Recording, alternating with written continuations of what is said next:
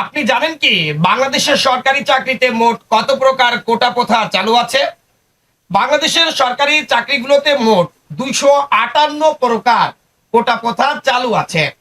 বাংলাদেশ সংবিধানে যেখানে স্পষ্ট করে বলা আছে বাঙালি জাতি হিসাবে যারা অনগ্রসর শুধুমাত্র তারাই সরকারি চাকরিতে এই কোটা প্রথার সুযোগটা পাবে, সে সময় সংবিধানকে লক্ষ্য রেখে সরকার প্রয়োজনীয় পদক্ষেপটি নেবে। তবে বাংলাদেশের সরকারি চাকরিতে যে 258টি কোটা প্রথা চালু আছে তার মধ্যে আপনারা জানেন যে বাংলাদেশের সরকারি চাকরিগুলো মোট 20টি ধাপে হয়। আজকে আলোচনা করব কোন গ্রেডে কত পার্সেন্ট কোটায় নিয়োগ হচ্ছে। আপনি জানেন কি প্রাথমিক শিক্ষক নিয়োগের ক্ষেত্রে 60% নিয়োগ দেওয়া হয় কিন্তু নারীদের। যেখানে নারী পুরুষের সমতার কথা বলা হয়েছে সেখানে আগেই কিন্তু নারীদের এগিয়ে নেওয়া হচ্ছে অনেকখানি। আমরা কথা না বাড়িয়ে বলবো যে প্রথম ও দ্বিতীয় শ্রেণীর চাকরিতে কত পার্সেন্ট কোটা চালু আছে। সর্বপ্রথম যদি বলতে চাই, যদি 100 জন লোক সরকারি চাকরি পায় সেখান থেকে 56 জন লোক এই কোটায় নিয়োগ পাবে। সেই কোটা আবার কয়েকটি ভাগে ভাগ আছে, আর 44 জন লোক তারা মেধায় নিয়োগ পাবে। কোনো কারণে যদি এই কোটার শিক্ষার্থীরা না পাওয়া যায় সেক্ষেত্রে কিন্তু মেধাবীদের নিয়োগ দেওয়ার কথা থাকলেও সেখানে দেখা গেছে গত কয়েকটি বিসিএস এ এবং নন ক্যাডারে এই যে কোটা প্রার্থীদের না পাওয়ার কারণে প্রায় 6000-এরও অধিক পোস্ট ফাঁকা রয়েছে। অর্থাৎ কোটার প্রার্থীদের পাওয়া না যাওয়ার কারণে সেই নিয়োগগুলো এখনো শূন্য রয়েছে, মেধাবীদের দিয়ে পূরণ করা হয়নি। তো কথা না বাড়িয়ে চলুন সরকারি চাকরিতে প্রথম ও দ্বিতীয় শ্রেণীতে যে কোটা প্রথা রয়েছে 56%, কোথায় কাদের জন্য এই কোটা কত পার্সেন্ট বরাদ্দ। প্রথমে যদি আসতে চাই, মুক্তিযোদ্ধার কোটা রয়েছে 30%, জেলা কোটা রয়েছে 10%, নারী কোটা রয়েছে 10%, উপজাতি কোটা রয়েছে 5%, আর অনগ্রসর জাতি হিসাবে যাদের এই কোটাটা সব থেকে বেশি পাওয়ার কথা ছিল সেই প্রতিবন্ধীদের কোটা রয়েছে 1%। প্রতিবন্ধী কোটা হিসাবে এটাই সারা পৃথিবীর মধ্যে সব থেকে কম পায় বাংলাদেশের অনগ্রসর জাতি বা এই প্রতিবন্ধীরা। যেখানে নারী কোটা রয়েছে 10%, জেলা কোটা রয়েছে 10% এবং মুক্তিযোদ্ধা কোটা রয়েছে 30%। এখন যারা এই কোটা বাতিলের জন্য বা সংস্কারের জন্য আন্দোলন করছে তারা বলছে এখানে যে উপজাতি কোটা আছে এটা নিয়েও তাদের কোনো সমস্যা নেই, প্রতিবন্ধী কোটা আছে 1%, সেটি আসলে ঠিকই আছে, কিন্তু জেলা কোটা, নারী কোটা এবং যে মুক্তিযোদ্ধা কোটা মিলে আরো আরো 50% রয়েছে। এই কোটা এই মুহূর্তে আর কোনো যুক্তিকতা নেই।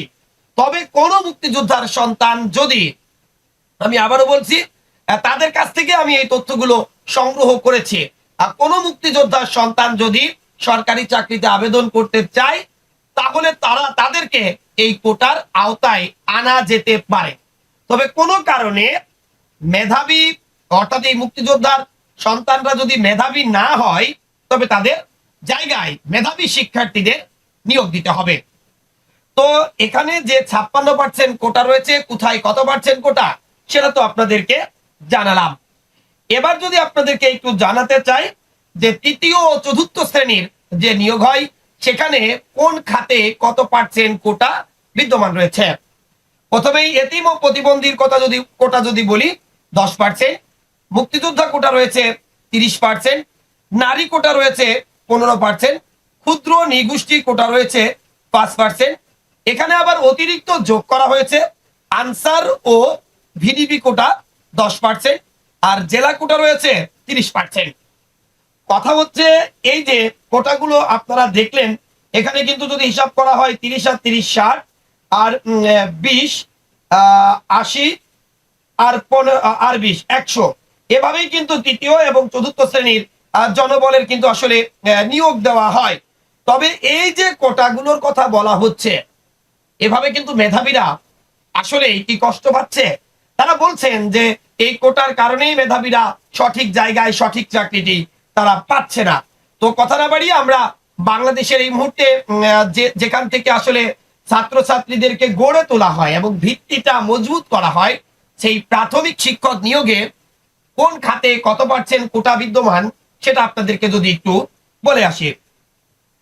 এই কোটায় স্পষ্ট করে বলা আছে মহিলা কোটায় রয়েছে 60%, পোষ্য কোটায় রয়েছে 20% এবং পুরুষ কোটায় রয়েছে 20%। প্রশ্ন থেকে যায় এখানে বা আন্দোলনকারীরা এখানেও প্রশ্ন তুলেছেন বা বাদ ছেড়েছেন যে 60% কোটা যদি নারীরা পায় এবং 20% কোটা কেন পুরুষ পাবে, আর চাকরিতে যার মেধা আছে সে আসলে চাকরি পাবে, কেন নারীদের দিতে হবে, কেন পুরুষদের দিতে হবে? যেহেতু আমরা নারী পুরুষের সমতা এই স্লোগানকে নিয়েই দেশটা এগিয়ে যাচ্ছে, সেই কথাগুলো কিন্তু যারা কোটা বিরোধী আন্দোলন করছে তারা তুলছেন। যদিও গণমাধ্যমে আলোচিত হচ্ছে বা আলোচনা হচ্ছে প্রথম ও দ্বিতীয় শ্রেণীর কোটা বাতিলের দাবিতে, কারণ পাবলিক বিশ্ববিদ্যালয়গুলোতে যারা থাকে, বিশেষ করে ঢাকা বিশ্ববিদ্যালয়, রাজশাহী বিশ্ববিদ্যালয় সহ যে পাবলিক বিশ্ববিদ্যালয়গুলো আছে, যারা বিশেষ করে এই আন্দোলনটি সবচেয়ে জোরে করছেন, তাদের মধ্যে অধিকাংশই কিন্তু প্রথম এবং দ্বিতীয় শ্রেণীতেই চাকরি পান। অনেকেই সেখানে না পেয়ে এই প্রাইমারিতে বা তৃতীয় ও চতুর্থ শ্রেণীর নিয়োগও কিন্তু নিচ্ছেন। কিন্তু সেখানেও যেভাবে কোটায় জর্জরিত সেটি কিন্তু ইতিহাসে আর কোথাও নেই।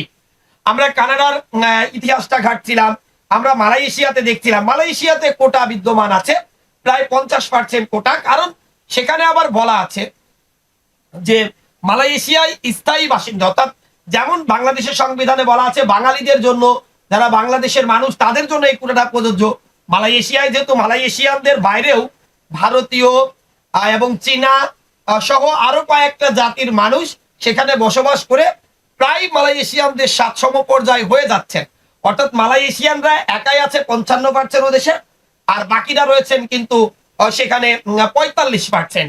সেই হিসাবে সেখানকার সরকার বলেছে সরকারি চাকরিতে 50% মালয়েশিয়ান যারা আছেন মেধাবী তাদেরকে নিয়োগ দেওয়া উচিত বা দেওয়া হচ্ছে। তবে কোনো কারণে তাদের মধ্যে থেকে যদি মেধাবী না পাওয়া যায়, ওই দেশের নাগরিক যারা আছেন, তারা হোক ভারতীয়, তারা হোক চীনা, তাদেরকে তারা নিয়োগ দিচ্ছেন, যেটি বাংলাদেশে হয় না।